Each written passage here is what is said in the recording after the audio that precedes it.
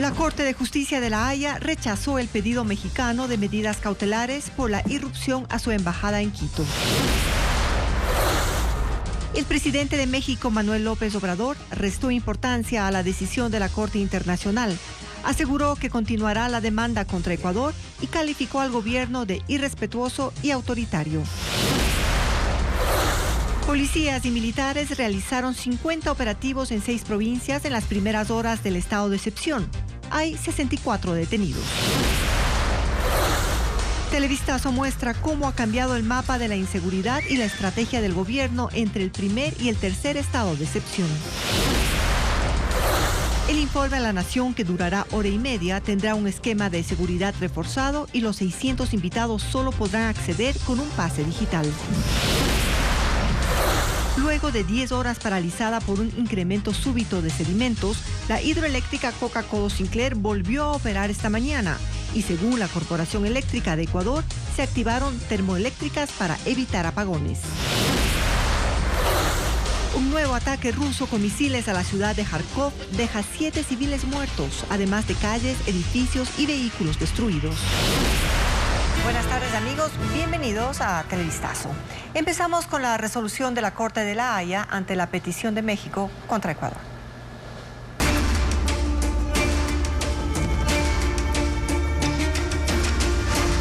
Ecuador, México, tercer round en La Haya.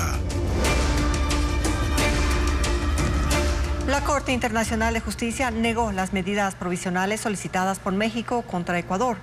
En su decisión, el tribunal señala que no son necesarias debido a que no hay inminente riesgo de perjuicios irreparables a ese país. Patricio Díaz informa los detalles de esta decisión. La Corte Internacional de Justicia de manera unánime le dijo no a México. El tribunal dio su veredicto sobre las medidas provisionales solicitadas por ese país contra Ecuador, luego del ingreso de la fuerza pública a su embajada en Quito.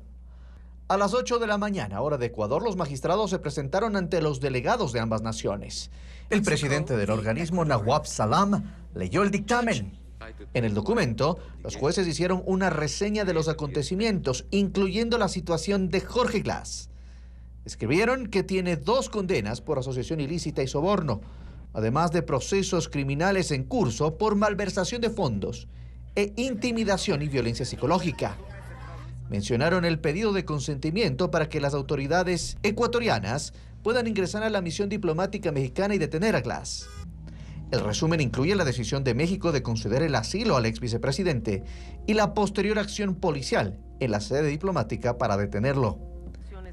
México había solicitado como medidas la protección de sus bienes en el país, embajada, residencia y archivos, la autorización para desalojar sus instalaciones, que no se tomen acciones que perjudiquen los derechos de ese país ante cualquier decisión de la Corte, y garantías de que Ecuador no agravará esta controversia. El tribunal señaló que tanto en la audiencia como en otras notas verbales, Ecuador garantizó el respeto y protección de las propiedades de México, además de evitar la agudización de esta disputa. Por ello, los jueces decidieron no otorgar las medidas provisionales solicitadas por ese país. La Corte considera que las garantías dadas por el delegado de Ecuador abarcan las preocupaciones expresadas por México en su pedido. Actualmente no hay urgencia en el sentido de que no hay real e inminente riesgo de irreparable perjuicio a los derechos reclamados por el solicitante. Esta decisión es independiente del litigio principal iniciado por México en torno a la intervención policial en su embajada, en la que, entre otros pedidos, solicita la expulsión de Ecuador de las Naciones Unidas. Ecuador también demandó a México por haber otorgado asilo a una persona procesada por un delito común, algo que considera incompatible con sus obligaciones internacionales. Sobre estas demandas, la Corte Internacional de Justicia no ha definido aún fecha para su tratamiento. Los gobiernos de México y Ecuador reaccionaron al fallo de la Corte Internacional de Justicia. El presidente mexicano volvió a calificar de autoritario e irrespetuoso al gobierno de Daniel Noboa. La decisión de la Corte Internacional de Justicia generó reacciones de los gobiernos de México y Ecuador. El rechazo de las medidas cautelares solicitadas por México fue acogido con beneplácito por la Cancillería ecuatoriana, que destacó que la decisión unánime de la Corte Internacional confirma el carácter innecesario de la solicitud. Mientras tanto, el presidente mexicano Andrés Manuel López Obrador, durante su conferencia diaria, se refirió al tema y trató de bajarle el tono a este traspié en las pretensiones de su gobierno, además de señalar que México continuará con la demanda. Son medidas cautelares, todavía no termina el juicio y es importante el que quede el precedente para que nunca más se vuelva a violar el derecho internacional y se invada una embajada. Y vamos a continuar con esa postura. Dijo además que está cerrada cualquier posibilidad de diálogo mientras no se respete el asilo político otorgado al ex vicepresidente Jorge Glass y se lo entreguen. Nosotros no estamos buscando el diálogo con quien no respetó la soberanía de nuestro país. Por iniciativa de otros gobiernos y dirigentes, se les ha planteado que le den la libertad al ex vicepresidente, que se le había concedido asilo, se le tiene concedido asilo en México y no les ha importado. Y criticó abiertamente al gobierno de Daniel Noboa. Abundó en calificativos. Esto no es un asunto de diferencias con el pueblo de Ecuador. Es un asunto con un gobierno autoritario, desconocedor del derecho internacional, irrespetuoso. Por su parte, la Cancillería ecuatoriana en su comunicado indicó que el Ecuador se mantiene firme en su lucha contra la corrupción y contra la impunidad y en su compromiso con la justicia.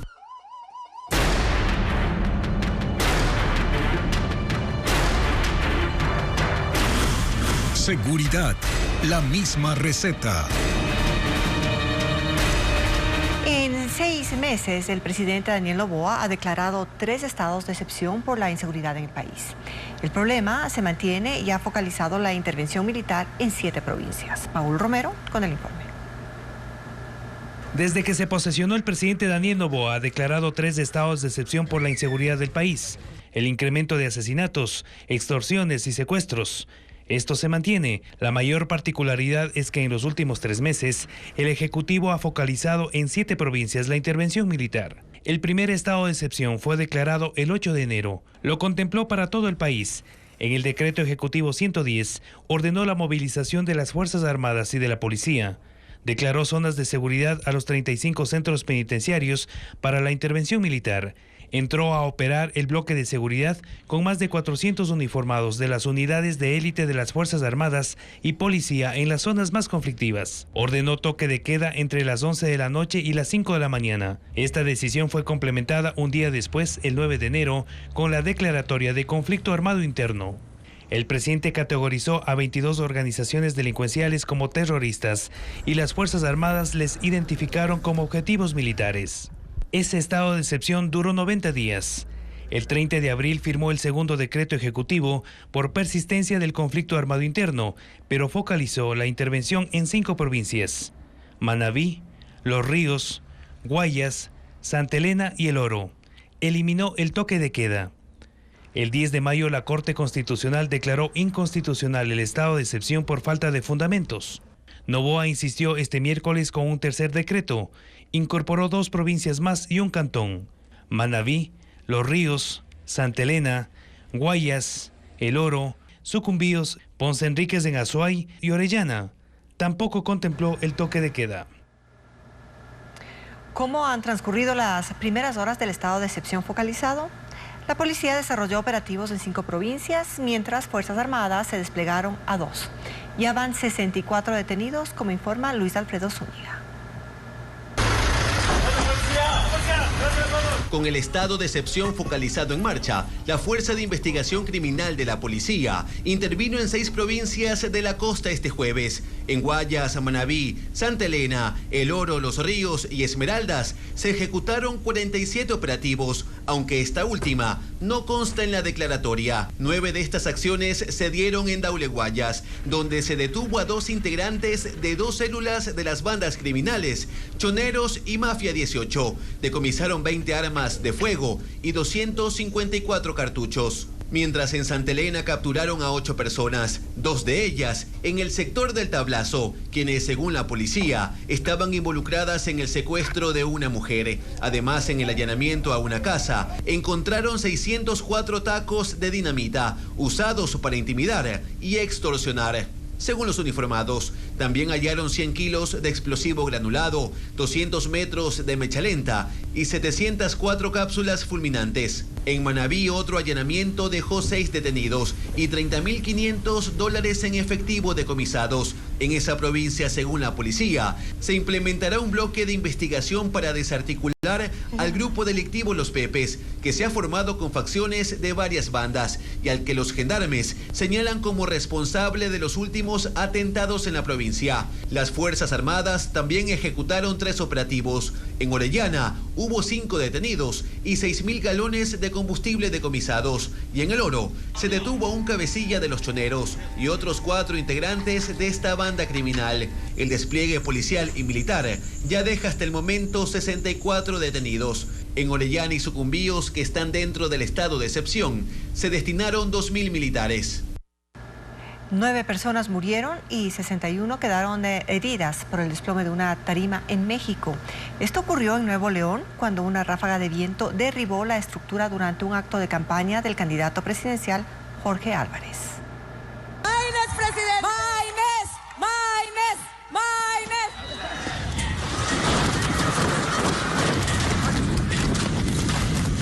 El candidato presidencial mexicano Jorge Álvarez Maínez y otros copartidarios estaban en la tarima cuando los vientos derribaron las torres que sostenían una pantalla gigante. Ocurrió dentro de un estadio en el estado de Nuevo León.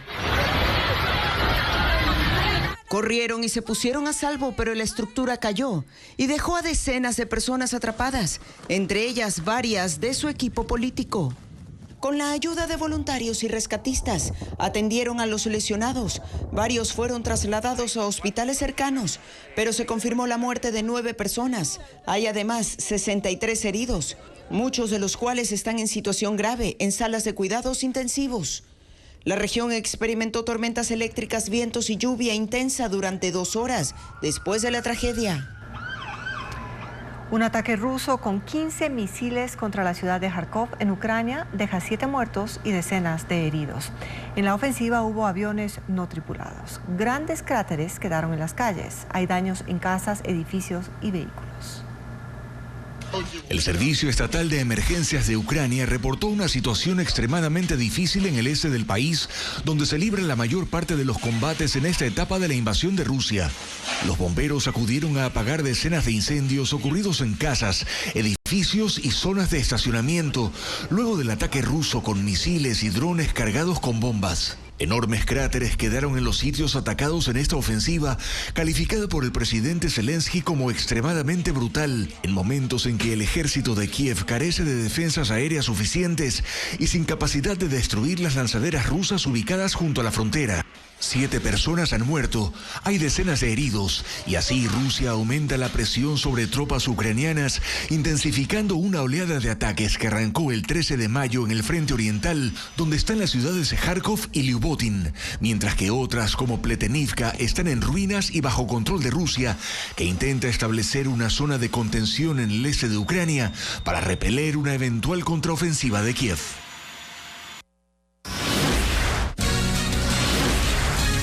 Extremas medidas de seguridad para el informe a la Nación que será mañana en Quito. ¿Cómo se controlará el acceso de los invitados? Entérese luego del corte.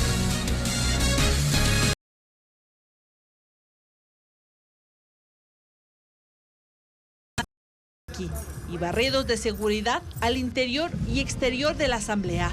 A la ceremonia que será este viernes están invitadas 600 personas, entre ellas la familia del presidente de la República, el gabinete gubernamental, representantes de organismos del Estado, asambleístas y el cuerpo diplomático. Para este evento que se desarrolla cada 24 de mayo, cuando se conmemora la batalla de Pichincha, los organizadores pusieron mayor cuidado en la seguridad. Habrá personal militar y policial en cada piso de la asamblea y un primer filtro externo estará ubicado en la avenida 6 de diciembre y Tarqui.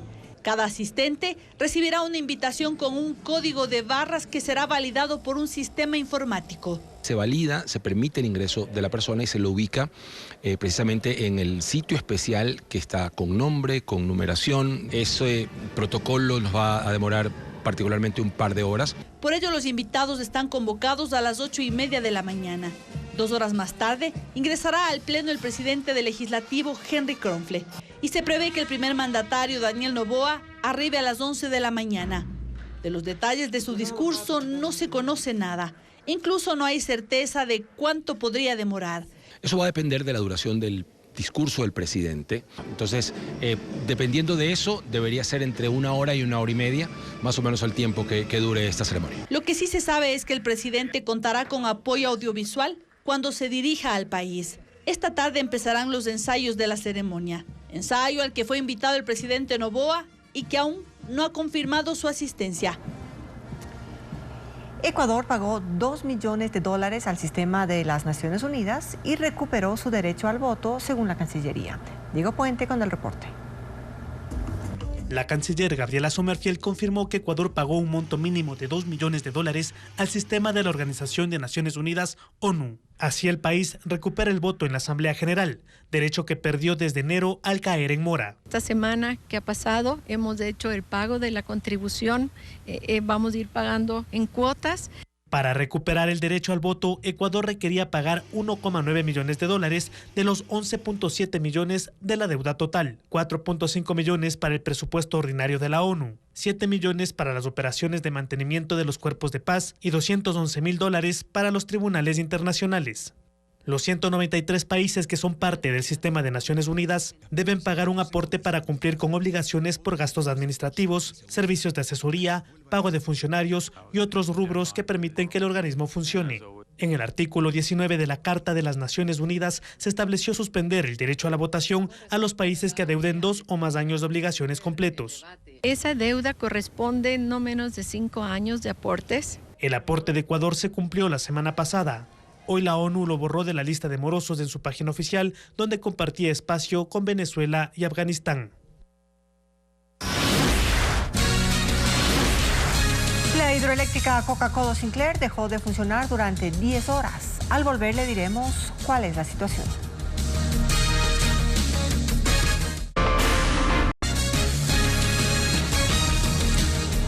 Anoche la hidroeléctrica Coca-Codo tuvo que apagarse porque los sedimentos en el río aumentaron. La central no generó energía durante 10 horas, pero esta mañana retomó sus operaciones. Diego Cuenca informa que a pesar de ese problema, no se han anunciado apagones. La hidroeléctrica Coca-Codo, que está en la provincia de Napo, dejó de funcionar a las 9 de la noche de ese miércoles, porque hubo un incremento abrupto de sedimentos en el río Coca. Y cuando ocurre eso, deben apagar las 8 turbinas que tienen capacidad para generar 1.500 megavatios. Si no lo hacen, pueden tener daños irreversibles. La central estuvo sin operar durante 10 horas. Eso significó que dejó de cubrir el 25% de la demanda eléctrica a escala nacional. A pesar de esa crisis, no hubo apagones, porque el Ministerio de Energía activó todo el parque térmico, que genera 2.859 megavatios. Según la Corporación Eléctrica del Ecuador, CELEC, Coca-Codo retomó sus operaciones hoy a las 7 de la mañana y actualmente solo está cubriendo el 7% de la demanda nacional de energía. Sin embargo, poco a poco incrementa su generación. El ministro de Energía, Roberto Luque, en su cuenta de la red social X, anunció que para enfrentar este problema solicitó importar energía adicional a Colombia, aunque no precisó cuántos megavatios pidieron. Y tampoco si el país vecino aceptó ese pedido. La autoridad tiene previsto dar más información en una rueda de prensa que se realizará esta tarde en Quito, Ahí anunciará las medidas que el gobierno aplicará por este inconveniente en la hidroeléctrica más grande del país. Tampoco se ha precisado si la próxima semana se retomarán o no los apagones. La justicia peruana destituyó a la fiscal general Patricia Benavides, acusada de interferir en un proceso contra su hermana, que también es jueza. Benavides había separado del cargo al fiscal que la investigaba. La Junta Nacional de Justicia del Perú separó definitivamente a la fiscal Patricia Benavides.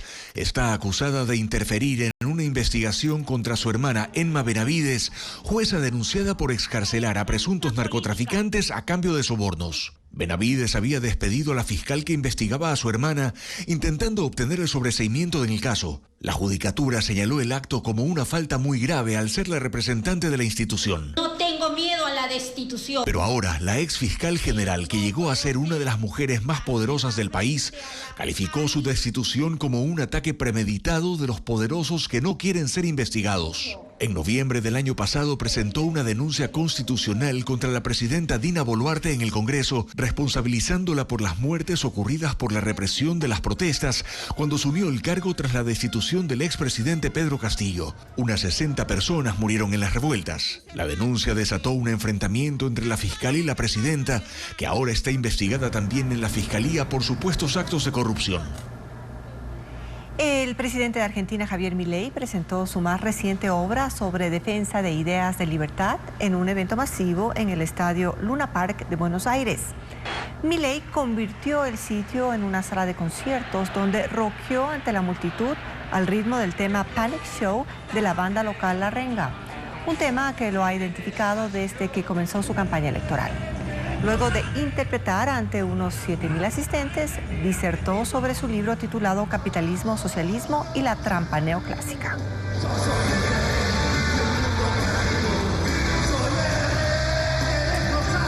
China inició ejercicios militares alrededor de Taiwán en una demostración de fuerza para advertir a la administración de la isla ante sus afanes independentistas. Ocurre tras la investidura del nuevo presidente Lai Ching-te, quien ha prometido luchar por la democracia y la independencia. Ejercicios militares de la Marina, el Ejército y la Fuerza Aérea de China ocurren desde la mañana de hoy en el estrecho de Taiwán, según el gobierno de Beijing, como castigo por los planes independentistas, tras la reciente investidura del nuevo presidente Lai Ching-te. El mandatario de 64 años ganó las elecciones de enero en una sola vuelta. Ha prometido impulsar la democracia de Taiwán y rechazar los intentos de interferencia de China. Esta postura ha hecho que el gobierno de Beijing lo califique como un peligro al mando de la isla, por lo que desarrollan patrullajes y prácticas para un posible combate, además de ensayos de ataques de precisión. Taiwán ha detectado 42 aviones y 31 barcos cerca de su territorio. El presidente Lai Ching-te ha dicho que defenderá los valores de la libertad y la democracia, protegiendo la paz y la estabilidad de la región. China y Taiwán se gobiernan separadamente desde el fin de la Guerra Civil en 1949. Taiwán funciona como una democracia desde 1990, pero las relaciones se han deteriorado en los últimos años porque Beijing insiste en que Taiwán es una de sus provincias y advierte constantemente contra cualquier intento en favor de su independencia. Singapore Airlines pidió disculpas por la traumática experiencia vivida en uno de sus vuelos. El Boeing 777, que viajaba de Londres a Singapur, fue sacudido por turbulencias extremas que obligaron a los pilotos a aterrizar de emergencia en Bangkok. Un viajero murió de un paro cardiorrespiratorio y 20 personas se encuentran en cuidados intensivos. Decenas de pasajeros resultaron heridos en este incidente. En el estado de Tabasco, en México, las temperaturas superan los 40 grados debido a una nueva ola de calor que comenzó hace 3 días, por lo que se reportan fallas en el sistema de energía en la ciudad de Villahermosa. La falta de luz ha hecho que algunos residentes opten por dormir en sus autos o en la calle. Incluso hubo protestas con bloqueo de vías ante la falta de prevención y reacción de las autoridades por las deficiencias en la generación eléctrica. El consulado de Israel en Guayaquil conmemoró los 76 años de independencia de ese país. En su discurso, el cónsul honorario Gad Czarniński reflexionó sobre el conflicto armado entre Israel y Palestina e invitó a los asistentes a situarse en el lado correcto de la historia. Luisa María Heredia con el informe.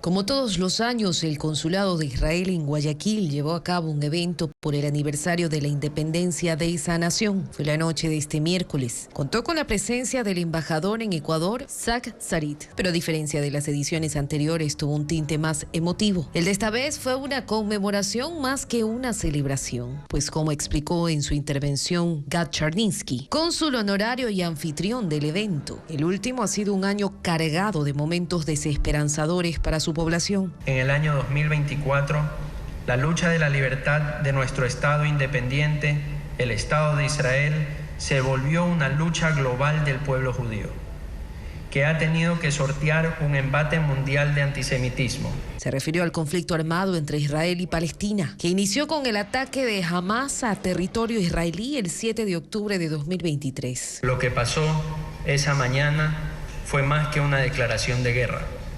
Fue un abrir de ojos sumamente doloroso para el Estado de Israel y para el pueblo judío alrededor del mundo. Por eso le pidió a los invitados estar del lado correcto de la historia. No hay que ser ni judío ni de Israel para estar en el lado correcto de la historia, y se los agradezco de corazón. Culminado el discurso, hubo una cena de 4 tiempos que fue un homenaje a la gastronomía de Medio Oriente.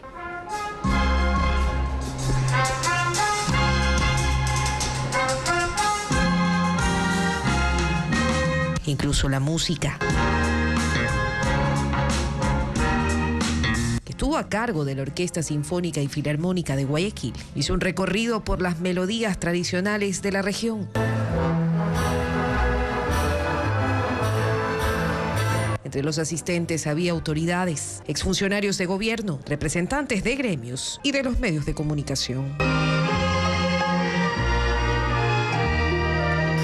La presidenta del CNE, Diana Tamain, busca una sanción para el periodista Roberto Aguilar, quien en un artículo publicado en Diario Expreso hizo una dura crítica a la funcionaria por su nula acción ante evidentes infracciones políticas. El periodista fue llevado a juicio ante el Tribunal Contencioso Electoral. Hernán Higuera amplía el tema. Frontal y real. Así es la pluma de Roberto Aguilar, periodista experto en crónica política, que el pasado 26 de julio publicó en Diario Expreso su artículo Diana, levántate y anda.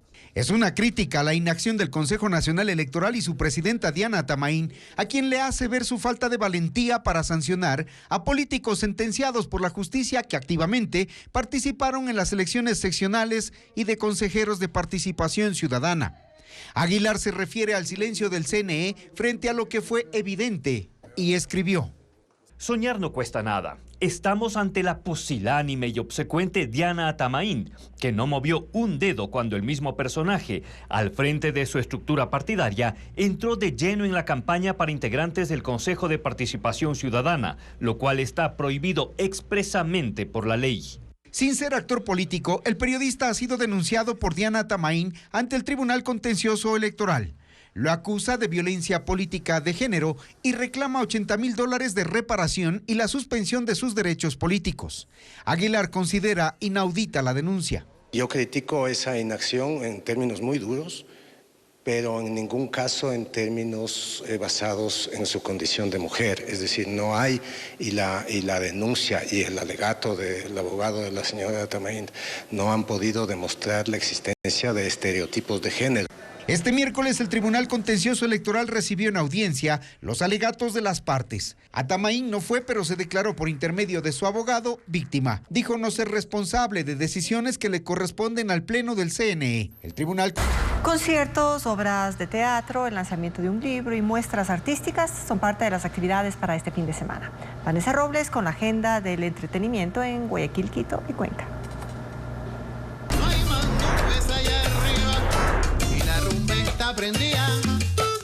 El viernes 31 de mayo, el grupo musical Sonora Saequé presentará la Orquesta de Salsa y Ritmos Tropicales en la Casa Sino Fabiani, en Las Peñas, centro de Guayaquil.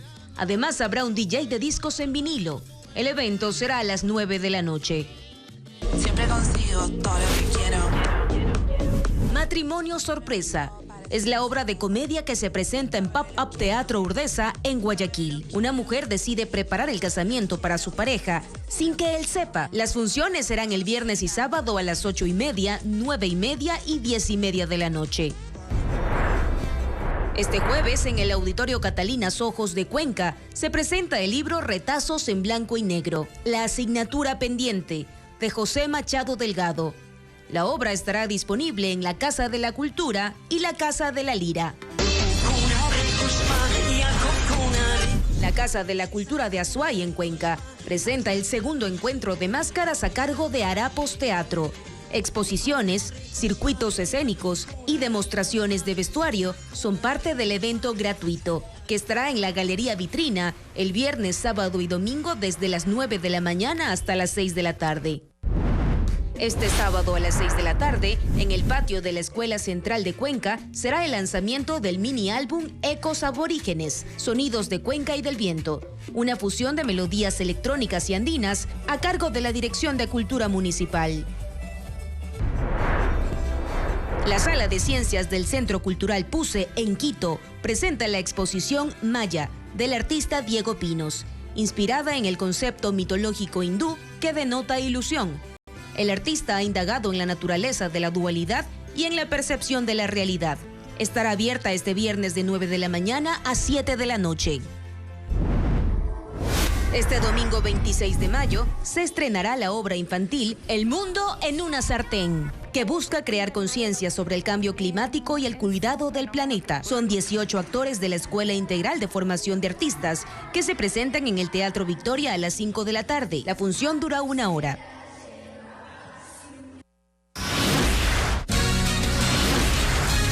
El turismo deportivo gana terreno. Al volver de la pausa...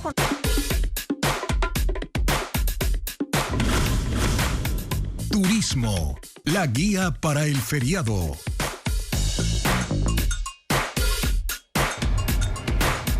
Las opciones para hacer deporte durante el feriado son amplias. Quienes salgan de viaje o se queden en la ciudad pueden escoger entre el karting, parapente, senderismo y más. Luis Alfredo Zúñiga detalla dónde realizar estas actividades.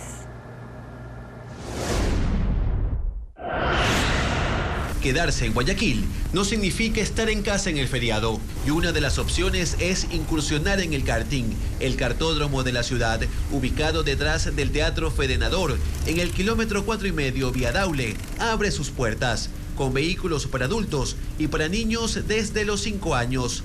Ahí se da paso a la velocidad y adrenalina. Primero hay indicaciones de seguridad, para luego equiparse, ponerse los cascos, subirse a los karts y finalmente acelerar a fondo.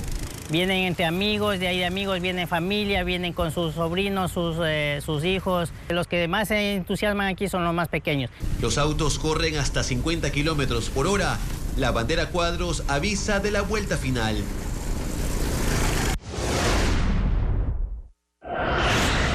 En la comuna San Pedro de Santa Elena, el parapente es el deporte de aventura por el que pueden optar los turistas. Desde el punto más alto del sector, los pilotos alistan sus equipos, abren los grandes parapentes en el suelo, dan las instrucciones a los turistas y la aventura comienza. Desde lo alto, la playa, las montañas y el mar llegan hasta donde alcanza la vista. El vuelo dura 15 minutos y lo pueden hacer personas desde los 7 años. Este deporte de aventura estará disponible en el feriado desde las 10:30 de la mañana hasta las 6 de la tarde. El refugio de vida silvestre Pasochoa, en el cantón Mejía de la provincia de Pichincha, cuenta con 520 hectáreas con cientos de especies de plantas y aves. Es una opción para quienes desean practicar senderismo. Este lugar cuenta con 6 senderos con recorridos que van desde 30 minutos hasta aquellos que pueden tomar 10 horas y llegar a la cumbre del volcán Pasochoa, a 4.210 metros sobre el nivel del mar. Estos son 1.500 metros de desnivel positivo, pendientes de 45 grados. La atención inicia a las 8 de la mañana, pero si se requiere ingresar antes, se puede solicitar al correo del refugio. Y en el Austro, las rutas de ciclismo están abiertas a los turistas. Desde Cuenca, en grupos de amigos o familia, se pueden dirigir a Chordelec, Sixic y otros destinos.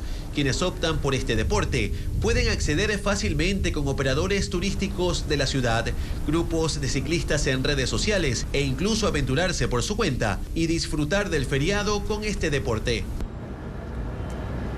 Budokan, la convención de anime más grande del Ecuador, se hará por primera vez en Quito este fin de semana.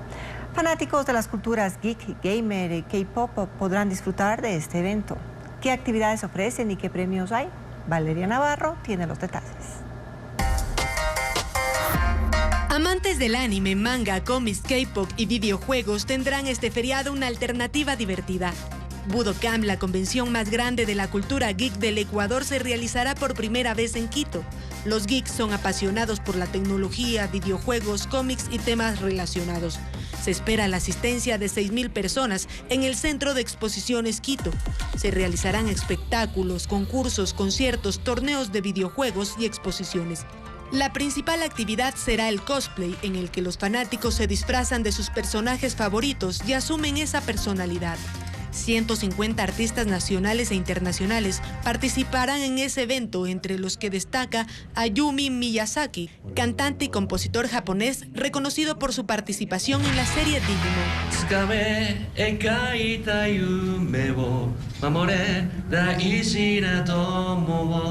La convención tendrá 3 escenarios, uno para gamers, otro para conciertos y otro para la demostración de talentos. Los premios para los participantes son de hasta $20.000. Habrá stands comerciales y de comida asiática callejera. El evento será el sábado 25 y domingo 26 de mayo desde las 10 de la mañana hasta las 19:30 horas.